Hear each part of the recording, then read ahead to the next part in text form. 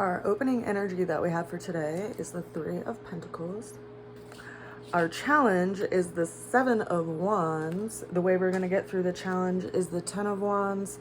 And then the overall outcome that we have for today is the Hierophant. So, we're starting off the day looking at practical matters and integrating some kind of project or activity that we've been putting effort and energy toward, because we have the master craftsman here, and so we're presenting something in front of people, or we're also working on kind of up leveling something for ourselves, and so that we can actually share it with the world. Now the challenge that we have is that we may have to show up and have some boundaries in some situations, not only with other people, but perhaps even with ourselves and where we put our attention. And part of this comes down to where we have discipline, because what it comes down to is we have likely taken on a lot, and we're going to have a big shift in the energy as far as like the flow of how things have been moving, because we felt this kind of stagnancy over the last couple of years, and also especially the last couple of months. And you know, that's in alignment with the seasons if you're in the northern hemisphere, considering that, you know, most perennial plants have their energy pulled down into the roots, and we've just been conditioned that we need to be go go go go go all the time, and so we can kind of get frustrated if that's not happening. But consider that everything happens in cycles and seasons, and we can see that reflected by the environment that we coexist with. So when we're looking at what we're taking on and possibly doing too much, how can we actually get things done so that we can actually still have our goal in sight? Because consider that this person is carrying so many wands that they can't see where they're going. Right? And it's part of our nature, I think, especially depending on which country you live in and what your certain socioeconomic position is, like that you should be doing something all the time. You know, I remember when I lived in the city and I had 5 jobs, and I was like waking up in the morning to make lotion for my business before I would go to work, and then, you know, going from one job to another job, and then going to school and trying to figure out like when I was going to study. And this idea that like the day is meant to be packed with productivity. And, you know, I grew to learn that that really sacrificed my relationships and my friendships, and it took time that I couldn't get back from being able to be in exchange with people, you know, whether I decided to work because I didn't go to this social gathering and then this person passed away, right? Like, it can be really impactful to see what we sacrifice when we jump into this kind of mentality that like we can take on so much. And people have this, you know, for whatever whatever reason, like I've always been a very busy person, and I put a lot of effort to my business and getting a lot of things done and managing a lot of things. So people are like, that's so productive, I want you on my team, and they expect that I'm going to just like sacrifice everything that I've built for myself to then go apply myself to what they're building, because they see like profit in that, right? They're like, ooh, we found a doer, we're gonna go put them to task.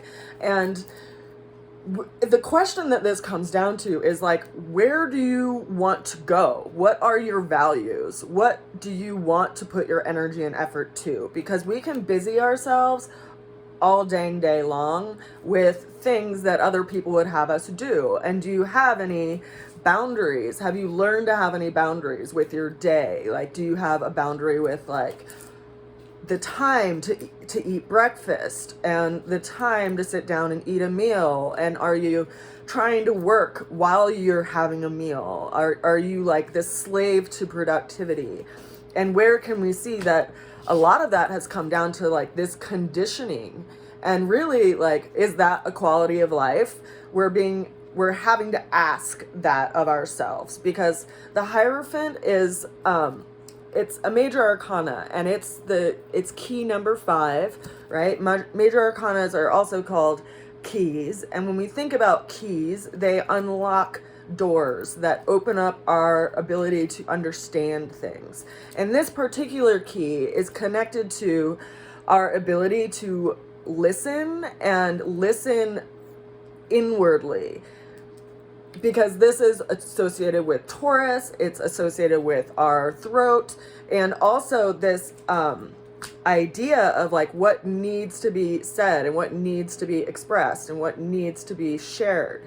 And there's this really interesting thing that, you know, I've seen in our particular culture, the one that I belong to, that a lot of people hold their voice. And I had to work with this with myself, because I literally felt a knot forming over my throat when I would go to say things. And I had a really interesting experience in the woods when I was working through that. And I'll share that in another space. But this, you know, this energy of like,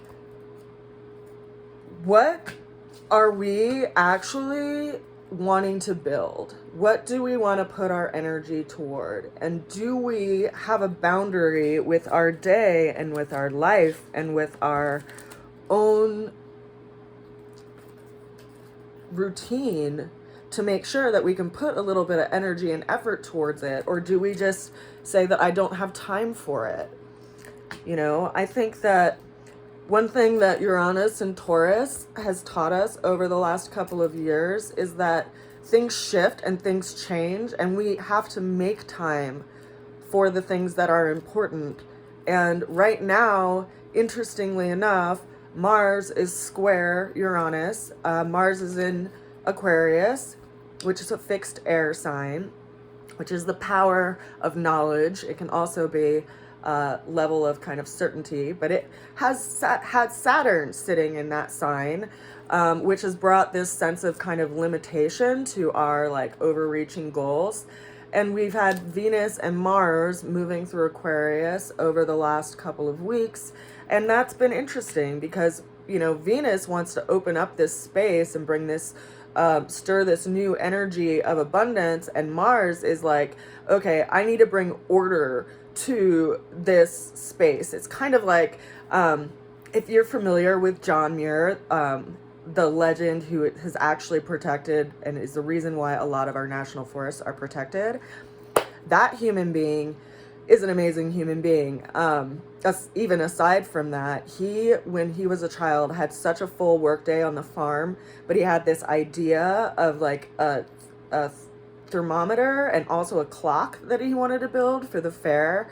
So he woke up at like 3 o'clock in the morning just so that he could work on that before he went into his day. So he saw the limitation that he was working with in his day because he couldn't get away from his daily chores, you know, as a child. And he found the part of day that he could work with to actually make that effort and that disciplinary effort towards his goal. And so how do we work with this limitation that we're in and still bring order to the chaos that is happening in all the change that's upsetting our stability? We're all working with that astrologically. And in some ways, I think it's shown up in today's tarot. I send you all a very good wish, and I hope you're well and that things are shifting into an inspiring place in your life. If you do have the opportunity and the ability to contribute to my fundraiser to print my cards, I'm almost at my goal, which is super duper exciting. Super duper. I haven't said that in a long time. But that's super exciting because I look forward to being able to share the tarot and teach tarot to people as well as a means of self-study and self-reflection. So I send you a lot of love today, and I will see you again soon. Bye for now.